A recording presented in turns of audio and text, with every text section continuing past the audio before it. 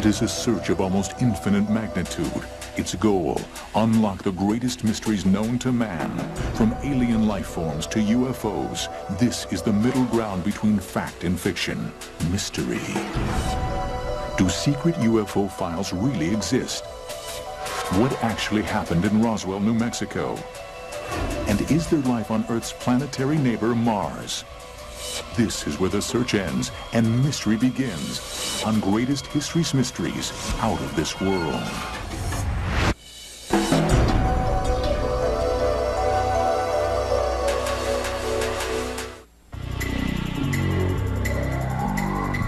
March 23rd, 1989, a 50-million-ton asteroid came within only 400,000 miles of Earth, a distance considered to be dangerously close.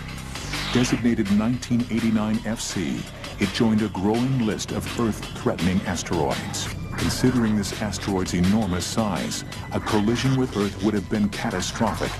In measurable terms, its impact on land would have erased a city the size of New York in seconds. A few million at most would die in the impact event itself, but billions would die as a result of the climatological side effects of an impact. The global consequences? Clouds of dust and debris would have been catapulted into the atmosphere, blocking the sun's light and ending life as we know it. 1989 FC was one that passed very close to the Earth, about 500,000 miles from the Earth, about a week, a little over a week before it was discovered. So that's a little frightening that something came by and you didn't see it. It was coming from the direction of the sun, so it's reasonable that we didn't see it coming. On the other hand, just a little bit frightening. Asteroids can be viewed only in the night sky. Thus, 1989 FC, which approached from the sun, escaped early detection by the world's telescopes. The asteroids are the leftover bits and pieces from the inner solar system formation process.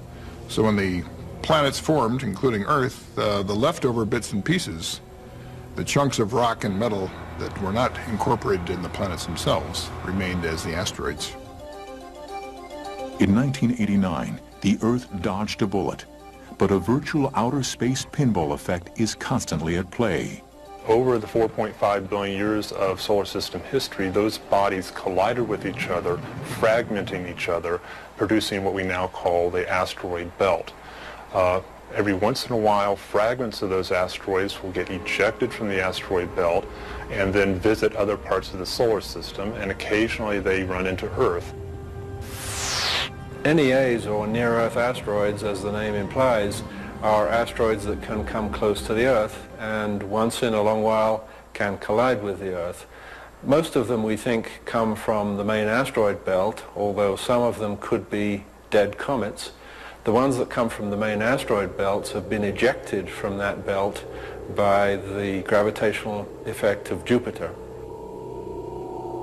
Asteroids are classified as NEAs if their orbits come within 121 million miles of the Sun. They are considered potentially hazardous if they sweep within 3 million miles of the Earth. Earth-asteroid collisions are more than speculation. One asteroid in particular changed the course of Earth's history in spectacular fashion. For over 150 million years, dinosaurs roamed the Earth. With awesome size and fearsome strength, they were the dominant creatures on the planet. But in a geological blink of an eye, their reign ended. 65 million years ago, a large, probably asteroidal body hit the Earth and wiped out most of the species of life on Earth, including dinosaurs. That's particularly important for humankind, since human beings came about after a long evolutionary process that started with the demise of the dinosaurs and the rise of small squirrel-like mammals. So we are here because of an asteroid impact. In 1980, scientist Luis Alvarez and his son Walter discovered that a layer of asteroid dust existed right at the KT boundary, the geological division between the Cretaceous and Tertiary periods, when the dinosaurs became extinct. Astronomers and geologists quickly endorsed the prospect of a dinosaur-killing asteroid. Others, citing little proof of an impact, disagreed. But then, scientists tracked the asteroid dust back to its source and found the impact site, the Yucatan Peninsula in Mexico. The KT boundary crater is also called the Chicxulub impact crater, and it's named for a small Maya town in the center of the structure, which translates roughly to tail of the devil, which seems appropriate for a dinosaur-killing event. The Chicxulub crater, it's something like 200-kilometer diameter crater structure, but you can't see it. If you fly over the place, it's just the edge of the Yucatan Peninsula, and that's it. The crater itself is buried underneath the Yucatan Peninsula. Scientists estimated that to create an impact crater the size of Chicxulub, an asteroid would have to be between 6 and 12 miles wide. When it hit the surface of the Earth, it exploded with the energy equivalent to about 100 trillion tons of TNT. And all of this debris was ejected out of the crater. A lot of it went far above the Earth's atmosphere. In fact, some of it went halfway to the moon before it fell back and reaccreted to the Earth. And it's that debris that scientists have been tracking around the entire globe. The cloud formed by this debris would have lasted for months, blocking the sun's light and leading to the extinction of most of the plants and animals on Earth, including dinosaurs. Could another extinction event be in our future? It's not a matter of if an impact is going to occur again, it's when it's going to occur again. And eventually we are going to have an impact as large as the KT boundary impact occur again here on Earth. Countless asteroids have already hit the Earth, yet the planet's surface is remarkably devoid of the signature impact craters. If you look at the moon and look at that cratered face, you really should take that cratered picture and put it right on the surface of the Earth, because that is a good and much better representation of what has actually happened to our planet. On our planet, however, we have all of these active geologic processes like erosion, like volcanism, which can bury craters. Arizona's meteor crater, however, has remained virtually unaltered since being formed some 50,000 years ago, when an asteroid 50 yards across, half the size of a football field, slammed into the Earth. The impact produced a crater nearly 600 feet deep and over 4,000 feet across. It is in pristine condition, and part of that is because of its relatively young age. It also occurred in what is now largely an arid environment, so we do not have a lot of erosion, which has been a fantastic scientific boon because we can still study it. Spurred on by the increasing evidence that the Earth is subject to continued bombardment from space, astronomers set out to find these asteroids before they hit. By the 1980s, the innovative combination of a charged coupled device, or CCD camera, and the telescope proved invaluable in discovering new asteroids. The CCD cameras are much more sensitive than either the naked eye or the photographic plate, and images on them can be analyzed automatically rather than by eye, which one had to do with photographic plates. These electronic detection systems are able to identify asteroids much faster than people looking at photographs. Their findings are dramatic, in fact, earth-shattering. They prove the Earth exists in a swarm of celestial missiles that could destroy the planet. Astronomers estimate that there are approximately 2,500 asteroids that fit into the Earth killer category, and they speculate that one of these may reach the Earth in 2028. Will this be Armageddon? And if we are on a collision course with an asteroid, is there anything we can do to stop it? Millions of years ago, a giant asteroid wiped out the Earth's dinosaurs. Then, in 1997, a scientist alarmed the world with news that history may repeat itself. On December 6, 1997, I was actually hunting for a comet that was coming back from the depths of space, hoping to recover the comet. I didn't see the comet that night, unfortunately, but during the course of the scan, I found an asteroid that had rates of motion that told me it had to be a near-Earth asteroid.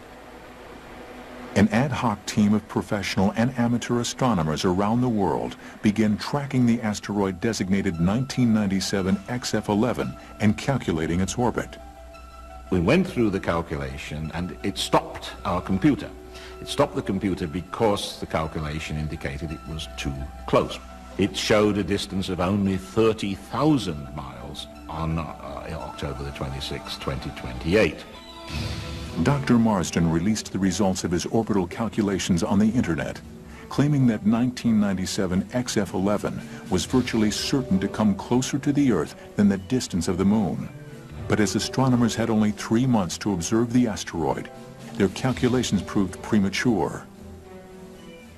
Just 1 day after 1997 XF11 was front-page news, scientists at the Jet Propulsion Laboratory in Pasadena, California, calculated a new, more precise orbit for the asteroid. They concluded the asteroid would miss the Earth by at least 600,000 miles. Doomsday forecasts were quickly recanted, and the world breathed a collective sigh of relief. Still, uncertainty over asteroids remains. Once every 100,000 or 200,000 years, an asteroid as large as a good-sized mountain, a kilometer or a mile across, will hit the Earth. We know that that's going to happen statistically. We know that there will be a large impact with the Earth, and if steps are not taken to avert it, that impact will do immense damage to the biosphere, to all living things on Earth.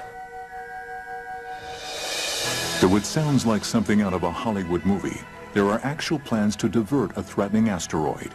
One is to send a huge parabolic mirror into orbit to direct the sun's lethal rays toward the asteroid, vaporizing it. Another approach is to push an oncoming asteroid out of Earth's way via rockets. And even more imaginative, to launch solar sails to catch the pressure of solar wind, slowing an asteroid and causing it to change orbit. All you have to do is nudge the asteroid just a bit, just a few millimeters per second. And so in 30 years' time, that little tiny nudge, as the asteroid goes around and around and heads for the Earth, is just enough so that the asteroid will actually miss rather than hit the Earth. Somewhere out there, a huge rock is headed toward Earth. The means to divert or destroy this asteroid may exist somewhere between Hollywood's next screenplay and a long-sought scientific solution. Until our defenses are in place, we live in the asteroid's shadow, watching the night skies and waiting.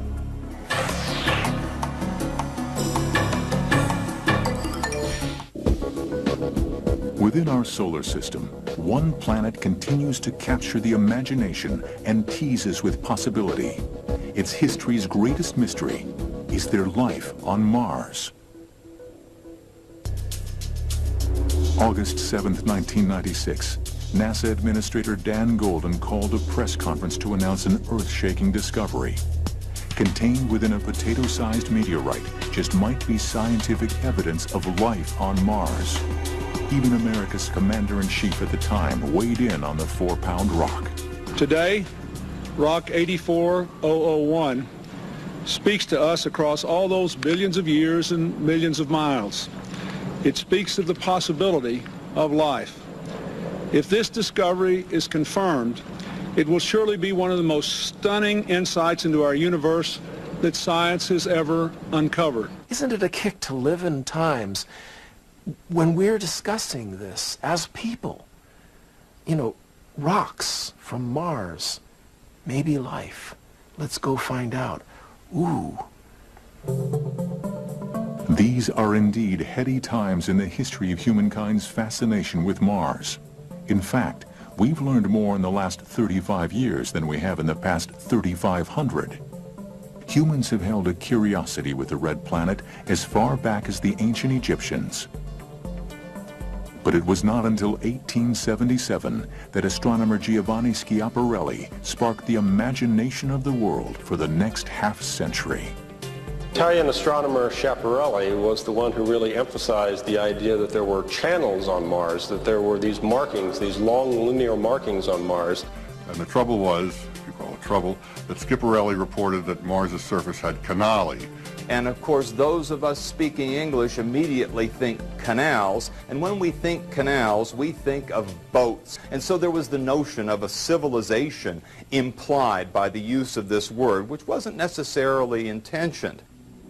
Still, Schiaparelli's theory remained virtually unknown until an enterprising amateur astronomer named Percival Lowell, using one of the most sophisticated telescopes in the world, reported that he was observing and cataloging 183 canals, 4 times more than Schiaparelli observed 20 years before. The only problem was that he added all these features which we now know are not correct because of the human tendency, the eye and brain working together, to see lines where there are only fuzzy dots. At the turn of the 20th century, Lowell's scientific papers were considered groundbreaking. Well, Lowell was such a good salesman for his ideas, for his visions, that almost everybody simply assumed that there was life on Mars. The big debate was whether or not there was higher life, whether or not there was Martians. Ironically, while the public bought into the Martian myth, scientists learned some sobering facts. Between 1925 and 1950, astronomers discovered that the Martian atmosphere was mostly carbon dioxide and that the nighttime temperature could reach 200 degrees below zero. Pop culture kept the dream of life on Mars alive until November 28, 1964, when audiences tuned into a real-life Martian TV show. The 6-year-old National Aeronautics and Space Administration, NASA, launched Mariner 4, the first Mars probe to successfully fly by the Red Planet. On July 14, 1965, Mariner 4 snapped 21 black and white images. 5,000 years of speculation was about to come to an end.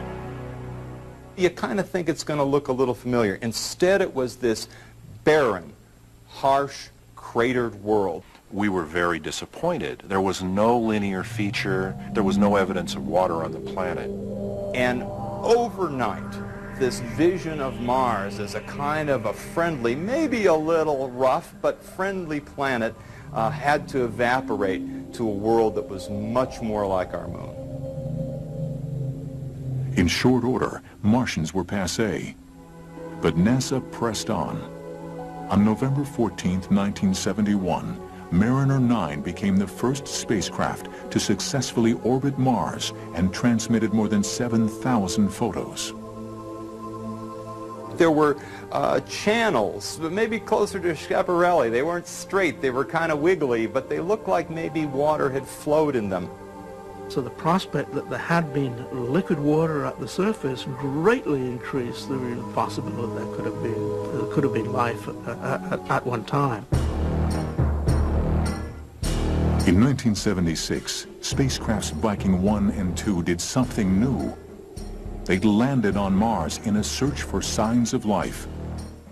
When their experiments turned up empty, the mission was deemed a failure. But in another of the historic pendulum swings between science fact and fantasy, a few pictures from the Viking orbiters sent the life on Mars debate in a new, bizarre direction.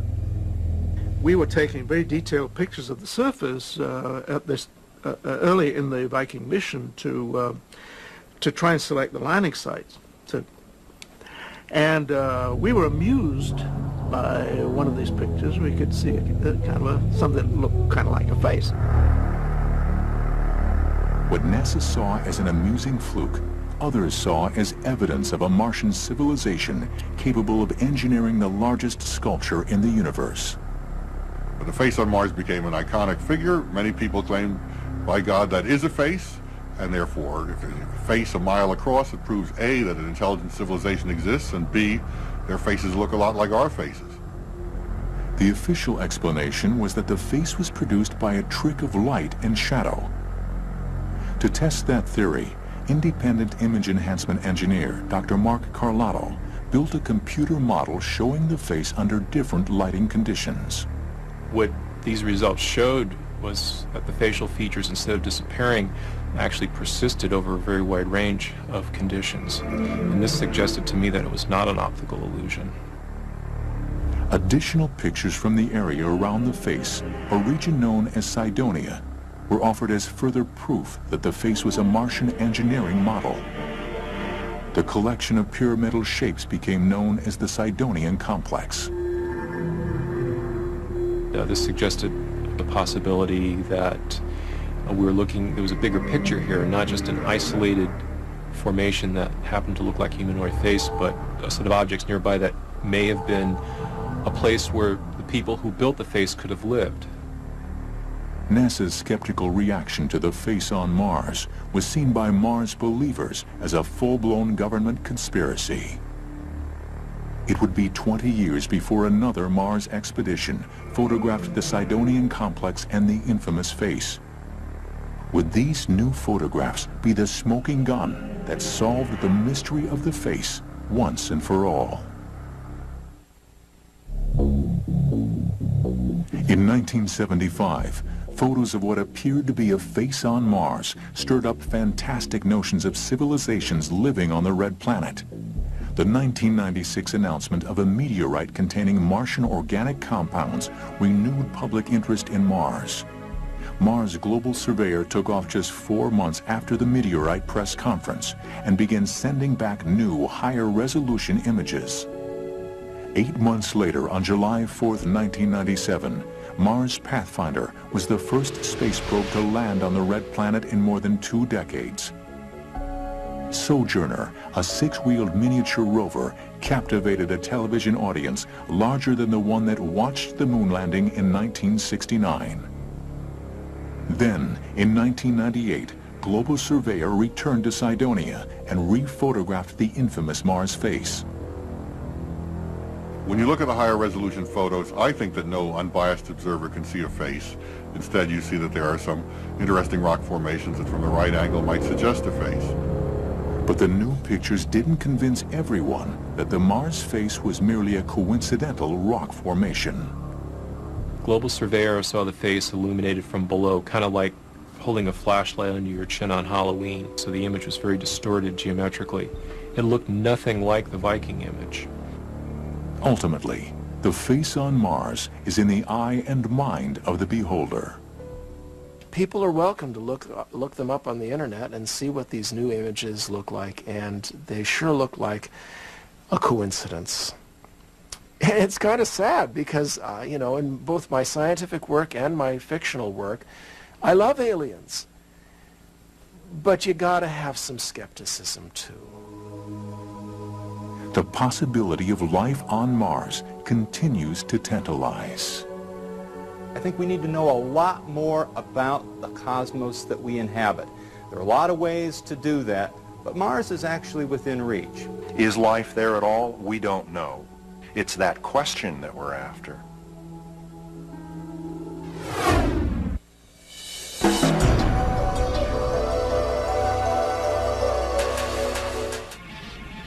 The government has a history of distorting its involvement in UFO investigations.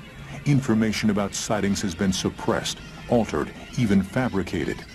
Just what is the government trying to keep secret? UFO believers say their distrust in the government has its roots in a bizarre incident that occurred during World War II.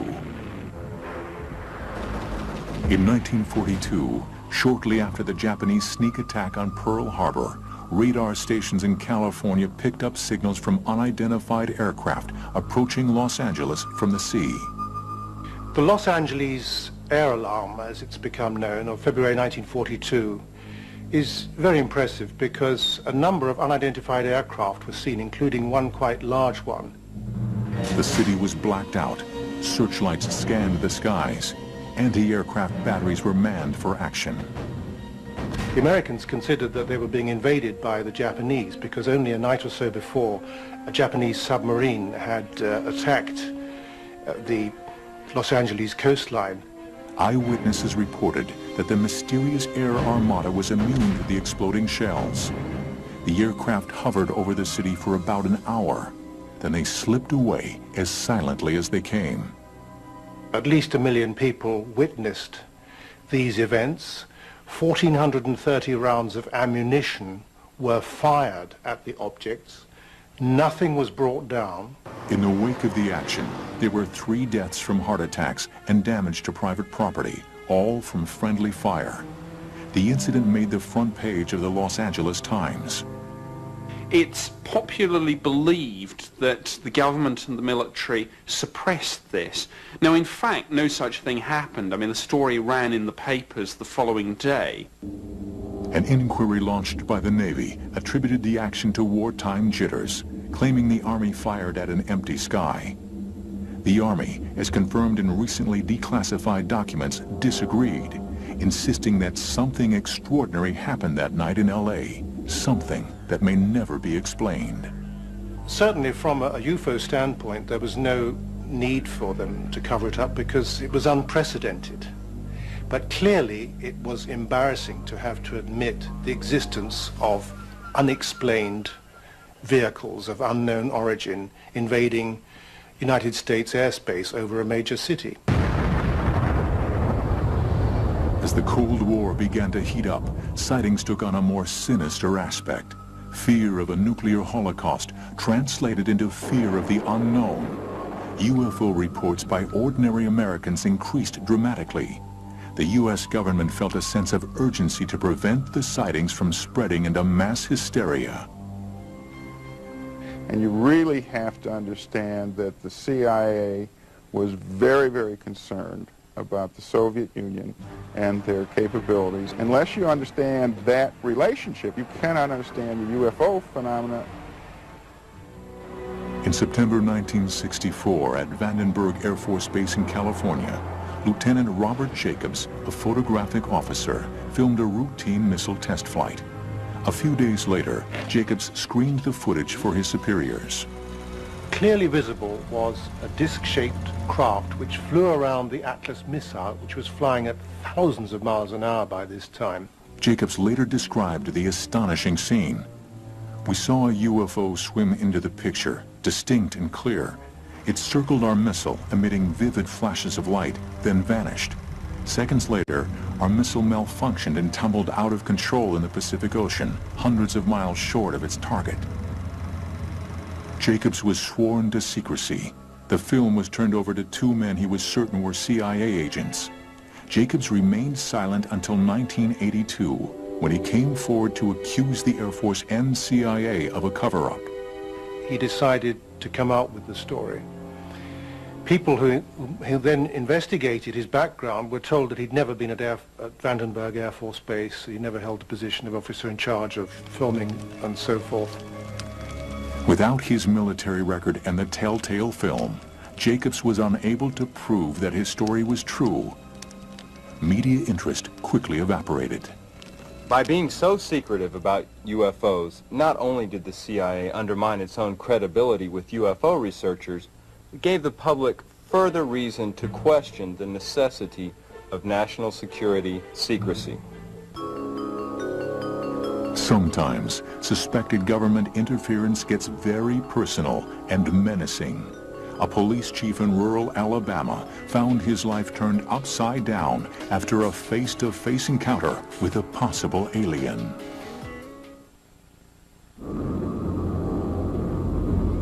Since the 1940s, UFO buffs have accused the government of covering up UFO sightings. In some cases, they may have done more than just cover up. The most dramatic example of suspected government interference in a UFO sighting happened in Alabama in 1973. Jeff Greenhaw, a rural police chief, responded to a hysterical call from a woman who'd said she'd seen an alien. Greenhaw drove to the remote area and found his way blocked by a metallic-suited creature standing in the road. He stopped the car, said, "Howdy, stranger." There was no response, so he got his Polaroid camera from out of the glove compartment and took 4 photographs. The creature then began moving away. Greenhaw got back into his car and tried to follow the creature, which quickly disappeared. The next day, Greenhaw told his story to the media. Story came out. First thing that happened is his mobile home was burnt down, and the original Polaroids, I believe, were damaged. Fortunately, copies had been made by that time. Greenhaw's troubles had only begun. In the following weeks, his car engine exploded, his wife left him, and he lost his job. My speculation is that some government agency was involved in trying to destroy the evidence. UFO conspiracists lay the blame for Greenhaw's misfortunes on their favorite culprit, the CIA. Others wonder whether Greenhaw's sighting is merely a hoax gone haywire. I don't think hoaxes go that far. And as to the question has arisen, was he hallucinating? Well, maybe he was, but the camera wasn't. In 2001, Vice President Dick Cheney was asked about UFOs, responding, "Well, if I had been briefed on it, I'm sure it was probably classified and I couldn't talk about it."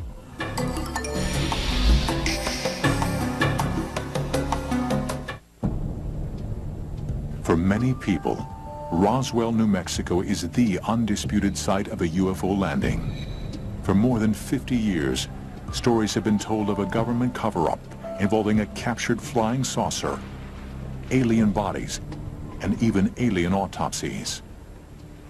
I would say the Roswell crash is the most significant event in human history. We had an encounter, albeit a very sad one, because the creatures were, with the possible exception of one, were dead. We had an encounter with creatures from another world. The now familiar story of Roswell has only grown in legend since July 5th, 1947, when a mysterious object fell from the sky and landed in a sheep rancher's field. For years, the military maintained its story that the crashed wreckage was nothing more than a weather balloon. But books were written, and witnesses came forward, fueling angry claims that the government was hiding something of momentous importance. Responding to public pressure, the Air Force released a document in 1995 called the Roswell Report, which claimed to tell the truth, that the weather balloon explanation was indeed a cover story, but not for a crashed spacecraft. According to the report, the debris found by the sheep rancher came from a top-secret U.S. military program. Given the code name of Mogul, the military was testing special devices attached to high-altitude balloons as a way to spy on the Soviet Union. After we used nuclear weapons to end World War II, the American military became very concerned that such weapons could be used against us. And in view of the knowledge of the Soviet espionage, there was great concern in monitoring the development of the Soviet nuclear weapons. As a result, there was very great pressure to get some detection system going. According to the report, Project Mogul, based 100 miles southwest of Roswell, sent aloft a highly classified device ringed with sensitive microphones attached to a 600-foot-long string of helium balloons. This top-secret payload could acoustically detect atomic explosions even from the other side of the world. The bizarre materials used could easily have mystified a civilian observer, appearing like shiny silver jellyfish in the sky. According to the report, on June 4th, 1947, the tracking signal of one of the balloons was lost, and the balloon crashed into the sheep farmer's ranch. The government had provided an explanation for one Roswell mystery, but the report did not make any attempt to explain why many eyewitnesses claimed to see aliens at the site. Descriptions shared many of the same characteristics. We're generally looking at creatures of a very, very short stature, no more than probably 3.5 feet. The four-fingered hand seems to be pretty much a point of agreement. The heads tend to be described as pear-shaped, with somewhat larger than usual eyes, with other orifices not very well marked. Not much of a mouth, not much for ears or nose. Witnesses compared the alien bodies to dummies or dolls. with expressionless, serene looks on their faces. They were dressed in something like a one-piece jumpsuit. To dispel the myth that the government retrieved aliens at the Roswell crash site, the Air Force issued a second document called the Roswell Report, Case Closed, in 1997. This report detailed another secret program, Project High Dive, conducted by the Air Force between 1954 and 1959. High Dive tested a revolutionary parachute that operated at extremely high altitudes. Too dangerous for humans, the first chutes were tested on anthropomorphic dummies, dressed in standard Air Force one-piece flight suits. We had anthropomorphic dummies that we instrumented, and we could send these dummies to high altitude on single balloons, and with a command signal could separate the balloon from the dummy and let it free fall and open a parachute at some altitude just to see what data we could gather. The balloons carrying the dummies were launched from the desert near Holloman Air Force Base in southeast New Mexico. Although none were launched from Roswell, many dummies landed and were recovered close to Roswell. We would send over the helicopter and recovery crews with a number of body bags and pack them in the body bags as soon as we got there. One witness described an alien body as cold to the touch. This was entirely appropriate, since the dummies plunged from the stratosphere, where they had been subjected to sub-zero temperatures. On impact, they were still freezing, even as they lay on the desert floor. But conspiracy theorists are not at all convinced that crash dummies explained alien sightings around Roswell. First of all, the crash dummies are around 6 feet tall. And compared to these little guys we're talking about, these little 3.5 foot lithe, thin, very, very small figures, I really can't see how anybody could make that mistake. Also, the dummy experiments began in 1954, 7 years after the alleged Roswell crash. Even those who support the Air Force's explanations are not entirely convinced. I think it's just the Air Force's attempt to provide some meat here to the story to explain it. What else could these aliens be? For most skeptics, they're entirely up here. Either they're making it up, or they're just had fantasy-prone personalities. They think they saw something. Did they see crash dummies? Maybe. Despite the Air Force's vigorous assertions, the dummies' explanation still cannot explain the most perplexing of all Roswell legends, a gruesome and astonishing account of an alien autopsy.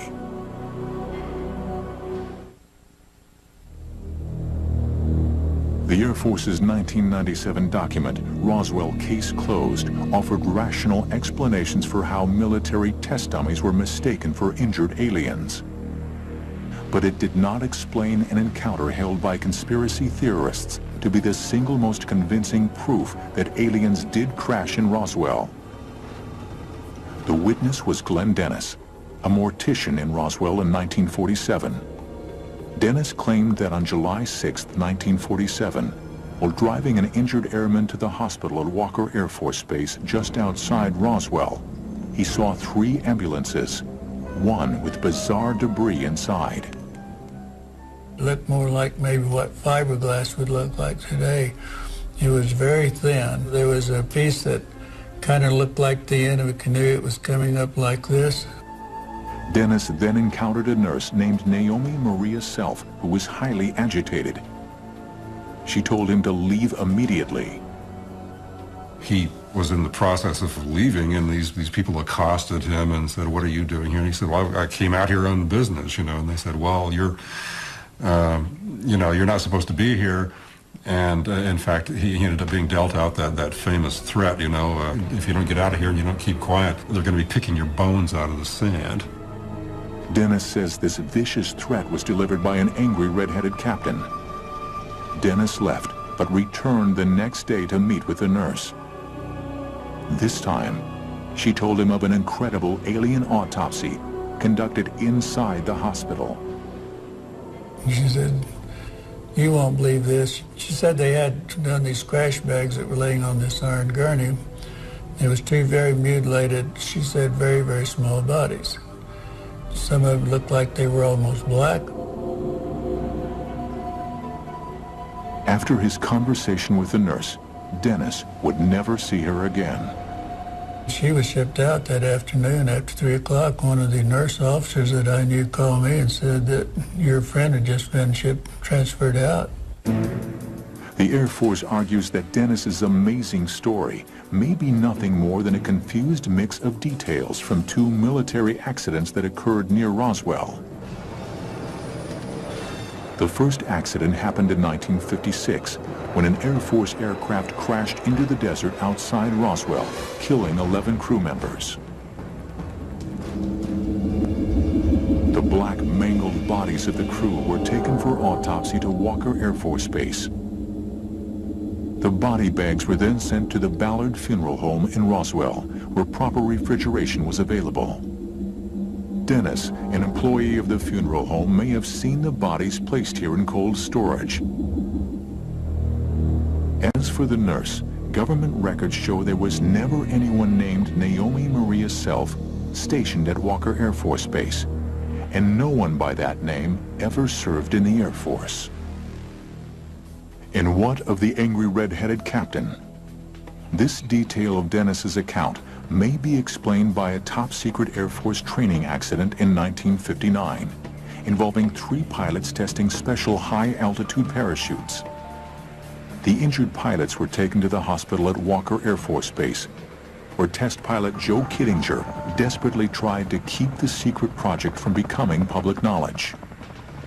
Pro alien Roswell writers talk about this red-headed captain, which was Joe Kittinger, talking to some of the people there and making even vicious threats toward them and even their families if they divulge what had happened. What the real story was that he had asked them very politely, please don't say anything about this balloon accident because I have forthcoming programs that could be compromised if too many people learned about this accident. The Air Force believes that Glenn Dennis's memory of 2 events may have evolved into this tale of an alien autopsy and military cover-up. In psychology, we call this confabulation, where you're mixing real memories with your own interpretations of them, with fantasies that you've added to it, with other people's accounts of what they think they saw, and all that becomes a genuine memory for you, but it doesn't really exist anywhere else other than this one person's mind. Then that becomes the star eyewitness account in this Roswell incident, when in fact it doesn't really represent anything at all. After the alleged crash at Roswell in 1947, residents of New Mexico described silver discs zipping through the air. These sightings of flying saucers in the skies continued into the 1970s. Between 1966 and 1972, the balloon unit at Holloman Air Force Base conducted experiments near Roswell with vehicles which actually were spacecraft. But they weren't extraterrestrial. They were space probes for NASA's Viking, Surveyor, and Voyager programs. We flew a number of disc-shaped objects, and those were seen in the air sometimes as flying saucers. We launched the Viking nose cone with hot rockets on board from Roswell itself. Several of the museums in Roswell, they made copies of the Viking nose cone and said, hey, this is what their spaceship looked like. The probes, stored on base in hangars, may have spurred tales of a captured flying saucer. And they kept things kind of locked up so people wouldn't get in there and poke around. But people passing by, maybe through a crack on a hangar door, would occasionally see this thing. And what it was interpreted as was a leftover from the 1947 crash. But die-hard believers refuse to give up the idea that the government covered up an alien UFO crash at Roswell. They still hope that one day this so-called cover-up will finally be exposed. I wish we had a piece of debris. We don't. You know, I wish we had a photograph of the crash site before the retrieval. We don't. I wish we had a photograph of the bodies. I wish we had the bodies, you know, but we don't have any of these things. What we have is many hundreds of witnesses. People still remain firmly divided over the truth about the Roswell incident, which has nevertheless earned its place in history. I think Roswell will be up in the top 10 of the myths of America in the Cold War as a classic example of a mass hysteria and sort of an urban legend that gets told of the fears and anxieties that Americans had during the Cold War, wrapped around all this new and exciting NASA science fiction culture that we lived in at that time. You need have no fear of failure. And with those parting words to his wife, Colonel Percy Fawcett delved into the rainforest, never to be seen again. 80 years later, with the Colonel's legend as his compass, can Josh unearth one of the lost cities of the Amazon on Digging for the Truth? Next, on the History Channel.